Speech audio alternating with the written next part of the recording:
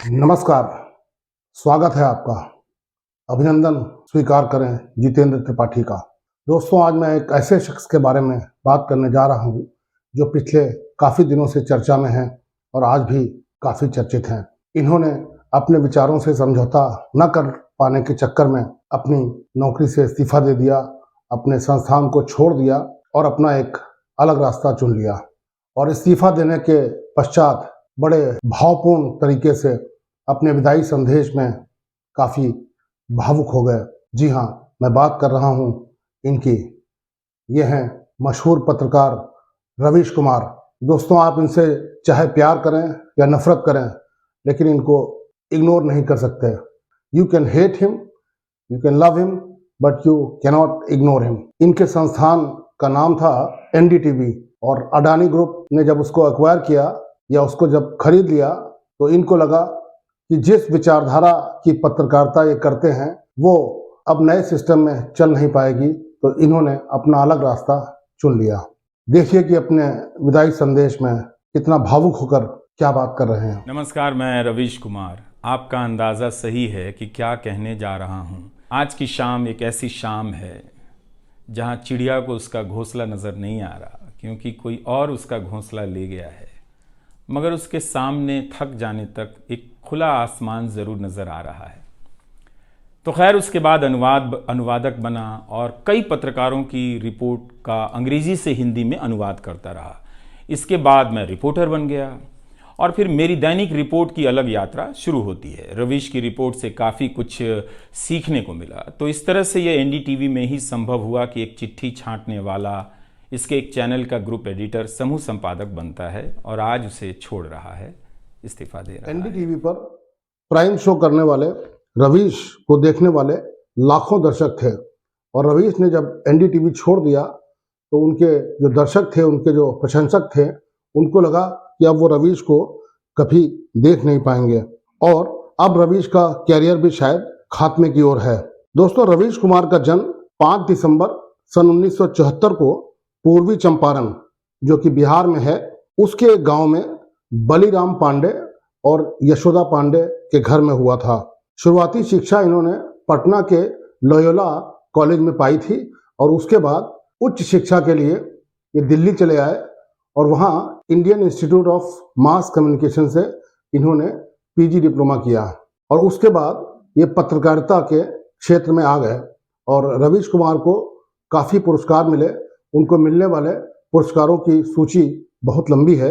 2010 में गणेश शंकर विद्यार्थी पुरस्कार इनको मिला, जो कि राष्ट्रपति द्वारा इनको 2014 में दिया गया। 2013 में इनको रामनाथ गोयनका पुरस्कार मिला। 2014 में बेस्ट हिंदी एंकर का इंडियन टेलीविजन अवार्ड्स ने इनको पुरस्कार दिया। 2017 में कुलदीप नैयर पुरस्कार से ये नवाजे गए।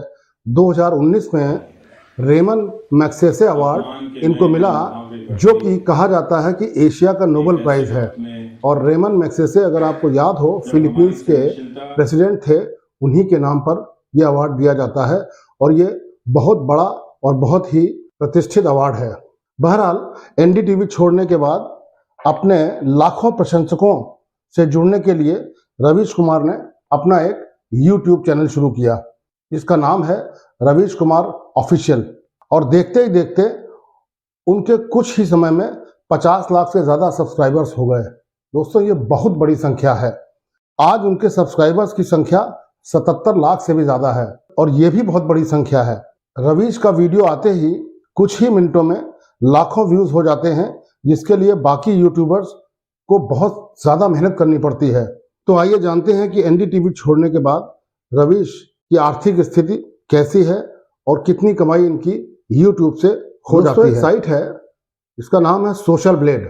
उसको आप अगर गूगल पर टाइप करेंगे तो इस तरह का कुछ उसका इंटरफेस आता है और उसमें जाने के बाद वो साइट जब खुल जाएगी तो उसमें सर्च बटन में अगर आप इनके चैनल का नाम डालेंगे, जो कि रवीश कुमार ऑफिशियल है, तो इनका सारा डिटेल उसमें आ जाएगा और ऐसा किसी भी यूट्यूबर के बारे में जानकारी आप प्राप्त कर सकते हैं कि उसकी यूट्यूब से कैसी कमाई हो रही है और क्या उनका परफॉर्मेंस है। तो दोस्तों, आप देख रहे हैं कि ये जो मंथली वाला जो कॉलम है, जहाँ पे ये मंथली इनकम दर्शाई गई है, ये दिखाया गया है 17.5K यानी 17,500 ये डॉलर्स में है।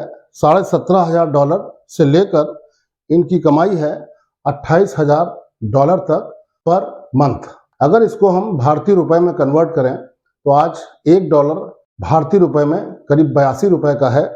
तो इनकी कमाई हो जाती है 14,35,000 रुपए से लेकर 23 लाख रुपए तक। यूट्यूब से ये ठीक ठाक पैसा कमा रहे हैं। इसके अलावा फेसबुक और अन्य सोर्सेज भी हैं जहां से रवीश कुमार ठीक ठाक पैसा कमा रहे हैं। तो रवीश कुमार आर्थिक रूप से शायद और मजबूत ही हुए हैं जब से इन्होंने अपने संस्थान को या अपनी नौकरी को छोड़ा है। बाकी इनकी पत्रकारिता तो अलग विधा की ही है। जिद और जुनून में सरकारों से सवाल पूछते ही हैं और मुझे लगता है अब उससे क्या पीछे हटेंगे। इनके सब्सक्राइबर की संख्या दिन पर दिन बहुत तेजी से बढ़ रही है। रवीश कुमार के जीवन पर एक फिल्म भी बनी है जिसका नाम है व्हाइल वी वॉच्ड, जो 2022 में रिलीज हुई थी और जिसकी स्क्रीनिंग कई देशों में हुई है। इस फिल्म की जो IMDb रेटिंग है, दोस्तों एक फिल्म की रेटिंग एजेंसी है IMDb, वो फिल्मों को रेट करती है। तो IMDb ने जो इनकी फिल्म की रेटिंग दी है वो है 8.8 आउट ऑफ 10, जो कि बहुत अच्छी रेटिंग मानी जाती है। तो दोस्तों मुझे लगता है कि मैंने आपको कुछ ऐसी जानकारी दी है रवीश कुमार के संबंध में जो शायद आपको ना पता हो। आप उनकी पत्रकारिता से सहमत हो या ना सहमत हो, लेकिन जो तथ्य हैं ये तो सही है और इसीलिए मैं छोटा सा प्रोग्राम आपके सामने करने के लिए बैठा था। उम्मीद है कि जानकारी आपको पसंद आई होगी। जानकारी आपको पसंद आई हो तो मेरे चैनल को सब्सक्राइब करें, इस वीडियो को लाइक करें, शेयर करें और अपने कमेंट भी दें। नमस्कार।